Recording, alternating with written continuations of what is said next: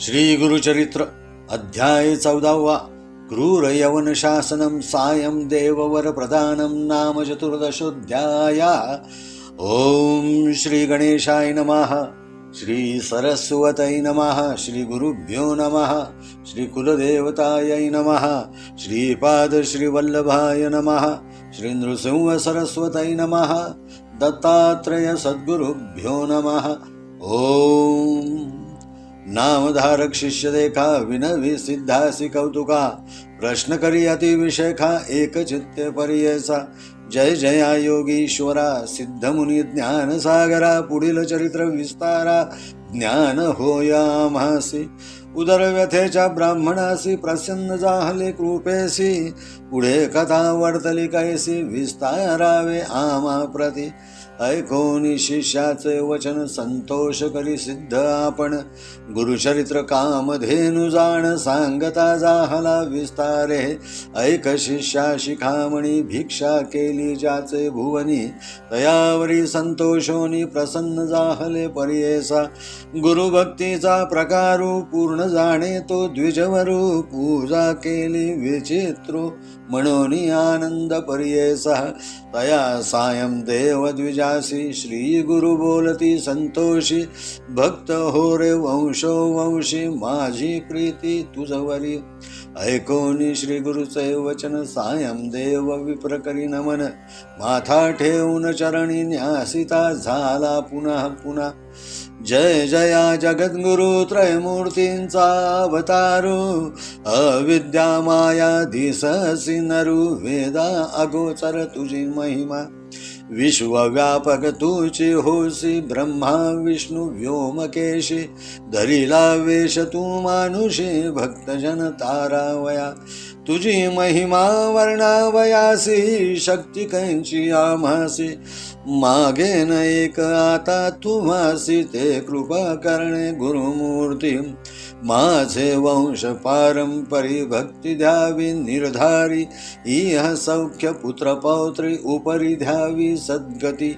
ऐसी विनंती करुणी पुनरपि विनवी करुणा वचनी, सेवा करितो द्वार यवनी महाशूर क्रूर असे। प्रति संवत्सरी ब्राह्मणासी घात करितो जीवेसी, याची कारणे आमासी बोलावितसे मज आजी। जाता तया जवळी आपण निश्चये घेईल माझा प्राण, भेटी जाहली तुमचे चरण मरण कैंचे आपणासी। संतोषोनी श्री गुरुमूर्ती अभयंकर आपुले हाती, विप्रमस्तकी ठेवीती चिंतान करी म्हणून या। भय सांडूनी तुवा जावे क्रूर यवना भेटावे, संतोषोनी प्रिय भावे पुनरपि पाठविल आम्हा पाशी। जववरी तू परतोनी येसी असो आम्ही भरवसी, तुवा आलिया संतोषी जाऊ आम्ही येथोनी। निज भक्त आमुचा तू होसी पारंपर वंशोवंशी, अखिलाभीष्ट तू पावसी वाढेल संतती तुझी बहुत। तुझे वंश पारंपरी सुखे नांदती पुत्र पौत्री, अखंड लक्ष्मी तया घरी निरोगी होती शतायुषी। ऐसा वर लाधो न निघे सायं देव ब्राह्मण, जेथे होता तो यवन गेला त्वरित तया जवळी। कालांतक यम जैसा यवन दुष्ट परियेसा, ब्राह्मणा ते पाहता कैसा ज्वाला रूप होता जाहला। विमुख होऊन गृहात गेला यवन कोपत, विप्र जाहला भयचकित मनी श्री गुरुसी ध्यातसे। कोप आलिया ओळंबयासी केवी स्पर्शे अग्निसी, श्री गुरु कृपा होय जासी काय करील क्रूर दुष्ट। गरुडाची पिलियांसी सर्पतो कवणे परिग्रासी, तैसे तया ब्राह्मणासी असे कृपा श्री गुरुची। काय एखादे सिंहासी ऐरावत के विग्रासी, श्री गुरु कृपा होय जासी कलिकाळाचे भय नाही। ज्याचे हृदय श्री गुरु स्मरण त्यासी कैंचय भय दारुण काळ मृत्यू न बाधे जाण अपमृत्यू काय करे ज्यासी नाही मृत्यूचे भय त्यासी यवन असे तो काय श्री गुरु कृपा जासी होय यमाचे मुख्य भय नाही ऐसे परी तो यवन अंतःपुरात जाऊन सुषुप्ती केली भ्रमित होऊन शरीर स्मरण त्यासी नाही हृदय ज्वाळा होय त्यासी जागृत होऊन परियेसी प्राणांतक व्यथेसी कष्ट तसे तय वेळी स्मरण असे नसे काही म्हणे शस्त्रे मारितो घाई छेदन करीतो अव्यव पाही विप्र एक आपणासी स्मरण जाहले तये वेळी धावत गेला ब्राह्मणा जवळी लोळतसे चरण कमळी म्हणे स्वामी तुमची माझा येथे पाचारिले कवणी जावे त्वरित परतोनी वस्त्रे भूषणे देऊनी निरोप देतो तये वेळी संतोषोनी द्विजवर आला ग्राम वेग वक्त्र गंगातीरी असे वासर श्री गुरुचे चरण दर्शना देखोनिया श्री गुरुसी नमन करीतो भावेसी स्तोत्र करी बहुवसी सांगे वृत्तांत आद्यंत संतोषोनी श्री गुरुमूर्ती तया द्विजा आश्वासिती दक्षिण देशा जाऊ म्हणती स्थान स्थान तीर्थयात्रे ऐकोनी श्री गुरुचे वचन विनवी तसे कर जोडून न विसंबे आता तुमचे चरण आपण येईन समागमे तुमचे चरणा विणे देखा राहू न शके क्षण एका संसार सागर तारका तुची देखा कृपा सिंधू उद्धरावया सगरांसी गंगा आणली भूमीसी तैसे स्वामी आम्हासी दर्शन दिले आपुले भक्तवत्सल तुझी ख्याती आम्हा सोडणे काय नीती सवे येऊ निश्चिती म्हणून चरणी लागला येणे परी श्री गुरुसी विनवी विप्रभावेसी संतोषोनी विनयेसी श्री गुरु म्हणती तये वेळी कारण असे आम्हा जाणे तीर्थे असती दक्षिणे पुनरपि तुम्हा दर्शन देणे संवत्सरी पंचदशी आम्ही तुमचे गावा समीपत वास करू हे निश्चित कलत्रपुत्र इष्ट भ्रात मिळवणी भेटा तुम्ही आम्हा न करा चिंता असाल सुखे सकळा आरिष्टे गेली दुःखे म्हणून हस्त ठेविती मस्तके भाक देती तये वेळी ऐसे परी संतोषोनी श्री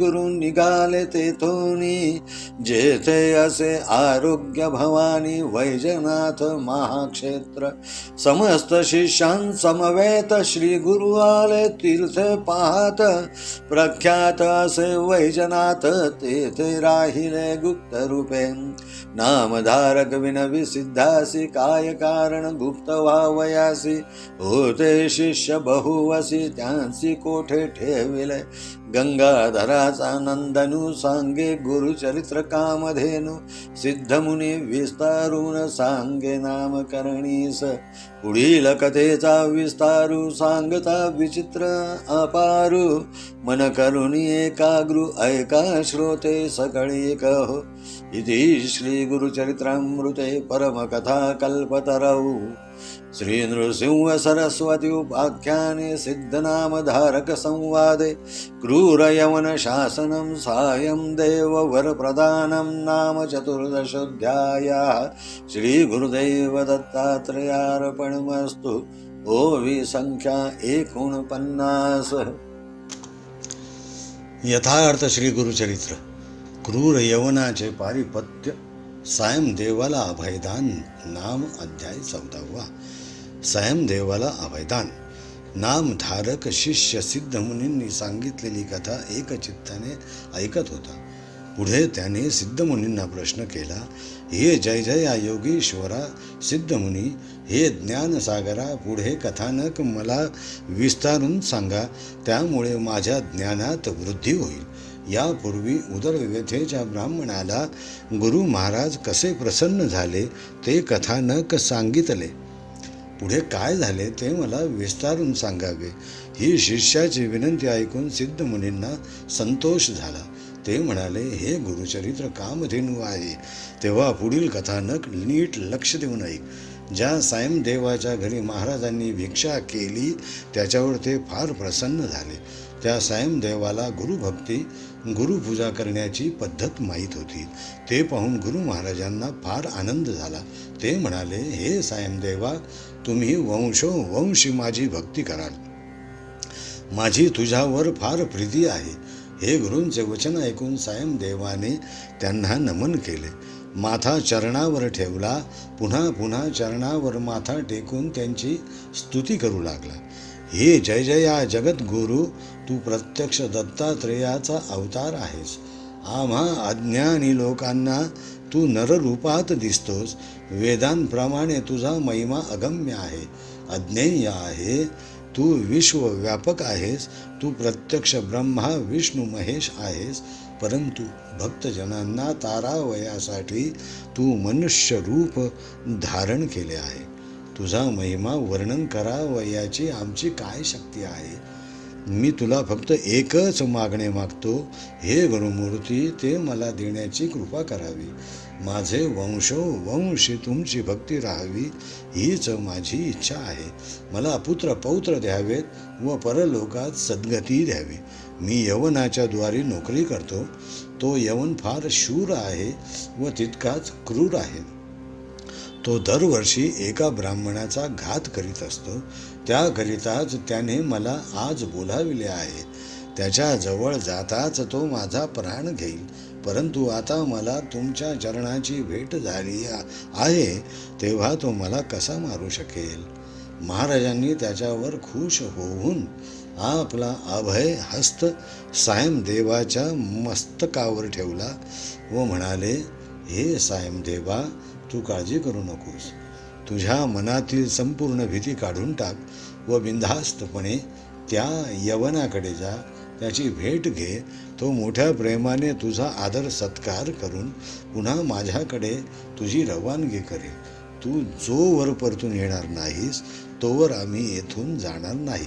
तू सुखरूप परत आल्यानंतरच मी येथून प्रयाण करेन. तू आमचा परमभक्त आहेस. तुझ्या वंश परंपरेने तुम्ही माझी भक्ती कराल. तुझे सर्व मनोरथ पूर्ण होतील. तुझी संतती वाढेल व त्यांची भरभराट होईल. तुझे वंश परंपरा पुत्र पौत्र सुखाने नांदतील. त्यांच्या घरी लक्ष्मी अखंड वास करील. तू निरोगी राहून दीर्घायुषी होशील. सायमदेवाची यवनापासून सुटका. असा गुरुदेवांनी सायमदेवाला वर प्रदान केल्यावर तो त्या यवन राजाकडे जावयास निघाला. तेथे जाऊन तो यवन राजा समोर उभा राहिला. तो यवन राजा काळासारखा दुष्ट होता. त्या ब्राह्मणाला पाहिल्याबरोबर तो क्रोधाने लाल झाला. तसाच मागे फिरून रागातच आपल्या घरात गेला. त्यामुळे तो विप्र सायमदेव भयभीत झाला व गुरुचे नाम स्मरण करू लागला. वाळवीला कोप आला तरी ती अग्नीला स्पर्श करू शकत नाही. त्याचप्रमाणे त्या ब्राह्मणावर गुरूंची कृपा असल्यामुळे तो यवन त्याला कसा स्पर्श करू शकेल. गरुडाच्या पिल्लांना सर्प ज्याप्रमाणे गिळू शकत नाही, त्याचप्रमाणे त्या ब्राह्मणावर गुरुची कृपा होती. जसे एखाद्या सिंहाला हत्ती इजा करू शकत नाही, त्याचप्रमाणे ज्याच्यावर गुरुची कृपा आहे त्याला कळीकाळाचे देखील भय राहत नाही. ज्याच्या हृदयात सतत गुरुस्मरण सुरू असते त्याला भय ते कसले. त्यांचा महामृत्यू देखील बाधा करू शकत नाही. त्यांना अपमृत्यू कसा येऊ शकेल. ज्याला मृत्यूचे भय नाही त्याला तो यवन राजाही काही करू शकणार नाही. ज्यांच्यावर श्री गुरुची कृपा आहे त्यांना यमाचे भय वाटत नाही. तो यवन राजा अंतपुरात गेल्यावर त्याला गाढ निद्रा लागली. तो भ्रमिष्ठासारखा झाला होता. त्याला कोणत्याच गोष्टीचे भान राहिले नव्हते. त्याच्या हृदयात अत्यंत वेदना व्हायला लागल्या होत्या. तो निद्रेतून जागा झाला तेव्हा त्याला प्राणांतिक वेदना व्हावयास लागल्या. त्याला काहीच स्मरण नव्हते. त्याला असा भास होत होता की कोणी एक विप्र त्याच्या शस्त्राने एक एक अवयव छेदून काढीत आहे. तेवढ्यात त्याला आठवण झाली की थोड्या वेळापूर्वी आलेला विप्र बाहेरच उभा आहे. तेव्हा तो धावतच बाहेर आला व सायमदेवाच्या चरणावर लोळण घेतले. तो म्हणाला, तू माझा स्वामी आहेस, तुला येथे कोणी बोलवले? आपण आपल्या गावी परत जावे. असे म्हणून सायमदेवाला वस्त्रे व भूषणे देऊन मोठ्या आदराने त्याला निरोप दिला. या सर्व प्रकाराने सायमदेव चकित झाला. तसाच त्याला आनंद देखील झाला. तो त्वरित वासरग्रामी गुरु महाराजांच्या दर्शनाकरिता आला. श्री गुरूंना पाहून सद्गतीत अंतकरणाने नमन केले व स्तोत्र गाऊन त्यांची स्तुती केली व घडलेला सर्व वृत्तांत सांगितला. गुरु महाराजांना हे ऐकून फार संतोष झाला. ते म्हणाले, आता आम्ही दक्षिणेतील तीर्थयात्रेला निघतो. गुरूंचे हे वचन ऐकून सायमदेवाने दोन्ही हात जोडून विनंती केली. तो म्हणाला, हे महाराज, तुमच्या चरणापासून मला दूर करू नका. मी तुमच्या समागमेच येतो. तुमच्या चरणापासून एक क्षण देखील मी दूर राहू शकत नाही. या संसार सागरातून तारणारा तूच एक कृपा सिंधू आहेस. सगर नामक राजाची मुले कपिल महामुनीच्या शापामुळे भस्म झाली होती. तेव्हा त्यांच्या उद्धाराकरिता भगीरथाने तपश्चर्या करून स्वर्गातून गंगा पृथ्वीवर आणली होती. त्याचप्रमाणे हे स्वामी, तुम्ही आम्हाला दर्शन दिले. भक्तांचा वत्सल म्हणून तुझी ख्याती आहे. तेव्हा आम्हाला सोडून जाणे हे बरोबर होईल काय? आम्ही तुमच्याबरोबर येण्याचा निर्धार केला आहे. असे म्हणून त्याने चरणावर मस्तक ठेवले. अशा प्रकारची सायमदेवाची विनवणी ऐकून महाराजांना फार संतोष झाला. ते म्हणाले, आम्हाला दक्षिणेतील तीर्थयात्रेस जाणे आवश्यक आहे. तुम्हाला पुन्हा 15 वर्षांनी दर्शन देऊ. आम्ही तुमच्या गावाजवळच मुक्कामाला राहू.